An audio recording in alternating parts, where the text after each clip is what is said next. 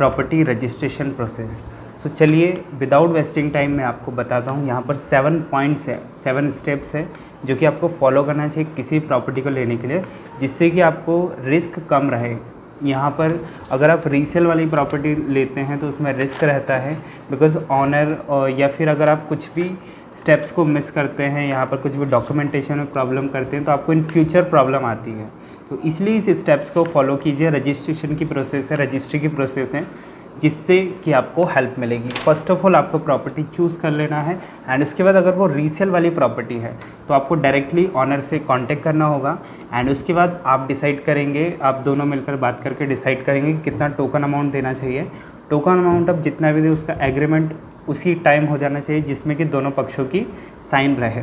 जितना भी आप टोकन अमाउंट देंगे उसकी समय अवधि भी उसके अंदर मेंशन होना चाहिए कि इस समय तक पूरा जो भी डॉक्यूमेंटेशन प्रोसेस इस घर की हो जाएगी, एंड उसके बाद आप फुल पेमेंट कर देंगे यहाँ पर। तो इस बात का ध्यान रखिए कि जब भी आप टोकन अमाउंट देते हैं तो उसकी लिखा पढ़ी ज़रूर हो। यहाँ पर ट्राई कीजिए मैक्सिमम आप टोकन अमाउंट तो कुछ ज़्यादा नहीं होता है, लेकिन अगर आप ज़्यादा दे रहे हैं तो वो भी आप चेक से या फिर नेट बैंकिंग से ट्रांसफ़र कीजिए, जिसकी एंट्री रहती है। अगर आप कैश देते हैं तो उसकी एंट्री नहीं रहती है। एंड सेकेंड चीज़, यहाँ पर आपका टोकन अमाउंट होने के बाद आपको डिस्कस करना है कि कब डॉक्यूमेंटेशन प्रोसेस होती है, कब डॉक्यूमेंटेशन प्रोसेस कंप्लीट हो जाएगी। यहाँ पर आप जितना भी अमाउंट देंगे वो एग्रीमेंट उसका, जब भी जैसे कि किसी लोगों का लोन होता है तो अगर आप उनको लोन का अमाउंट दे रहे हैं तो उसकी भी एक एग्रीमेंट होगा कि इतना अमाउंट लोन के लिए दिया जा रहा है एंड इतना माइनस होगा। ये सारी चीज़ें आपको जब भी आप अमाउंट दे रहे हैं तब उसकी लिखा पढ़ी होगी एग्रीमेंट में। ओके, तो इस बात का ध्यान रखें कि जब भी अमाउंट दे रहे हैं लिखा पढ़ी होगी। सो सबसे पहले आपको जो भी क्षेत्र है, एरिया है, उसकी सर्कल दरों के अनुसार यहाँ पर आपको उस प्रॉपर्टी की वैल्यूएशन पता होना चाहिए, जो कि प्रॉपर्टी की सरकारी कीमत होती है। तो यहाँ पर प्रॉपर्टी की वैल्यूएशन होती है दो, यहाँ पर प्रॉपर्टी की कीमत होती है, एक जो ऑनर जिस कीमत में देना चाहता है और दूसरी जो गवर्नमेंट उस प्रॉपर्टी की कीमत डिसाइड करती है, तो उसको बोलते हैं वैल्यूएशन। तो आपको सर्कल वैल्यूएशन पता होना चाहिए। तो सेकेंड स्टेप होती है वो कंपेयर करना है कि जो भी उसकी एक्चुअल वैल्यू है और जो गवर्नमेंट के द्वारा वैल्यूएशन निकाली गई, गवर्नमेंट के द्वारा जो भी वैल्यूएशन है उस प्रॉपर्टी की, इन दोनों में से मैक्सिमम ज़्यादा वाली कौन सा है, ज़्यादा अमाउंट किसका है।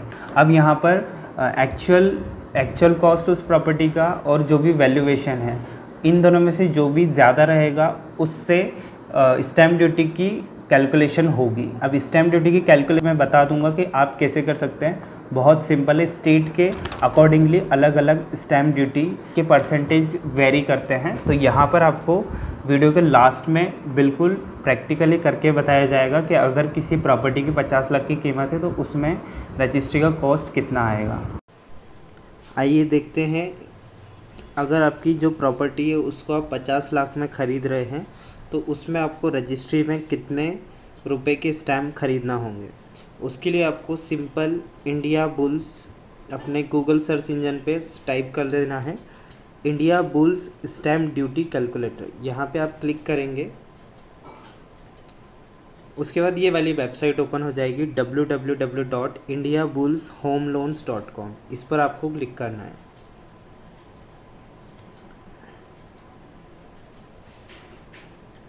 जैसे आप क्लिक करेंगे वेबसाइट ओपन हो जाएगी। अब सपोज़ आप अब यहाँ पर आप स्टेट सिलेक्ट कर सकते हैं, तो यहाँ से हम स्टेट सिलेक्ट कर लेते हैं। एंड उसके बाद यहाँ पे सपोज़ आपकी जो प्रॉपर्टी है उसकी आप 50 लाख की रजिस्ट्री करवाना चाहते हैं, तो हम यहाँ पर 50 लाख लिख देंगे। अब देखिए यहाँ पर मैं 50 लाख कर देता हूँ। ये देखिए, तो यहाँ पर 50 लाख हो गया है। 50 लाख की जो स्टैम्प ड्यूटी है वो 4 लाख की रजिस्ट्री होगी। सो यहाँ पर आपको स्टैम्प ड्यूटी दिख जाएगी। सपोज़ अगर 10 लाख की आपको रजिस्ट्री करवाना है तो 10 लाख की रजिस्ट्री 80 हज़ार रुपये में हो जाएगी। तो ऐसे आप पता कर सकते हो कि कितना स्टैम्प ड्यूटी लगेगा। स्टैम्प पेपर ख़रीदना होते हैं जो कि आजकल ऑनलाइन ही मिलते हैं, तो यहाँ पर आप अपने लॉयर से कांटेक्ट कर सकते हैं। आपको एक लॉयर हायर करना होता है इन सब चीज़ों के लिए। बट मैं आपको नॉलेज दे रहा हूँ कि ये वाली जो चीज़ें हैं वो उसमें क्या क्या प्रोसेस रहती है, जिससे कि आपके साथ कुछ भी गलत काम ना हो। अब जो भी पेपर्स है उस पर आपको सेल डीड यानी कि जो भी आपकी लिखा पड़ी है, जो भी आपकी बातचीत हुई है, कितना पेमेंट हो गया, वो सारी चीज़ें इन जो भी पेपर्स है उन पर लिखाएगी। तो अभी सब कुछ ऑनलाइन ही होता है। ऑनलाइन ही आपका जो भी यहाँ पर आप प्रिंट करवा लेते हैं उन स्टैम्प पेपर पे। अब उन स्टैम्प पेपर को आपको रजिस्ट्रार ऑफिस में सबमिट करना होता है। जैसे आप सबमिट कर देते हैं तो ये 6th स्टेप में आएगा। यहाँ पर आप जो भी डॉक्यूमेंट्स है वो सबमिट कर देंगे रजिस्टर्ड ऑफिस में। एंड उसके बाद कुछ समय बाद 2 से 7 दिन के अंदर आपको जो रजिस्ट्री के पेपर्स हैं ओरिजिनल आपके वो मिल जाते हैं।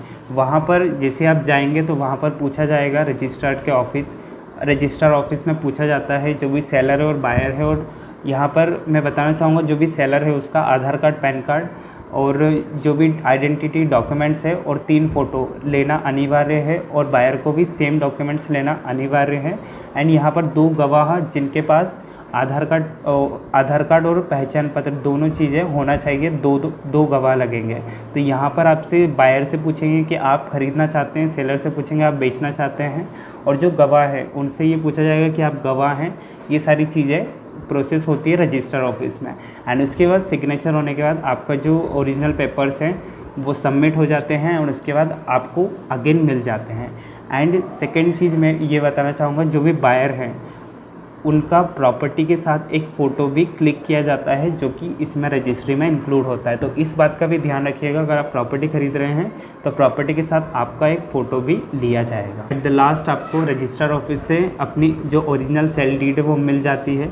यहाँ पर जिसकी कॉपी आप कभी भी निकलवा सकते हैं, ऑनलाइन रजिस्टर हो जाता है। रजिस्टर ऑफिस में जो भी सेलर है बायर है दोनों का स्कैन होता है, फिंगरप्रिंट स्कैन होता है और आँखों का स्कैन होता है। तो सारी चीज़ें लीगली होती है जो कि आपको पता होना चाहिए, ध्यान होना चाहिए। तो अगर आप फर्स्ट प्रॉपर्टी ले रहे हैं तो इन चीज़ों का आप ध्यान रखिए कि ये स्टेप्स फॉलो की जाती है रजिस्ट्री के लिए। यहाँ पर मैंने आपको पहले ही बता दिया है, जो भी ट्रांजेक्शन सेलर और बायर के बीच में होगा सभी की हर स्टेप पर लिखा पड़ी होगी। इस बात का ध्यान रखिए कि नई लिखा पड़ी होने के बाद पुरानी की वैल्यू नहीं होती है। तो इस बात का भी ध्यान रखिए कि जो चीज़ पुरानी वाली में मेंशन है वो नई वाली में भी हो और जो एक्स्ट्रा कर रहे हैं वो भी हो। तो इस बात का ध्यान रखिए कि आप ये मत सोचिएगा कि पुरानी वाली अलग है और नई वाली अलग है। पुरानी वाली की वैल्यू ख़त्म हो जाती है जब नई वाली आती है लिखा पड़ी। तो इस बात का ध्यान रखिएगा कि अगर आप कुछ अमाउंट बाद में दे रहे हैं तो उसका भी जो पुराना वाला है उसी में अपडेट करवाइए। ओके, सो आई होप इस वीडियो ने आपकी हेल्प करी होगी। अगर इस वीडियो ने आपकी हेल्प करी है तो वीडियो को लाइक कीजिए और चैनल को सब्सक्राइब कीजिए, जिससे कि आपको नॉलेजेबल वीडियोस मिलते रहें। Thank you for watching.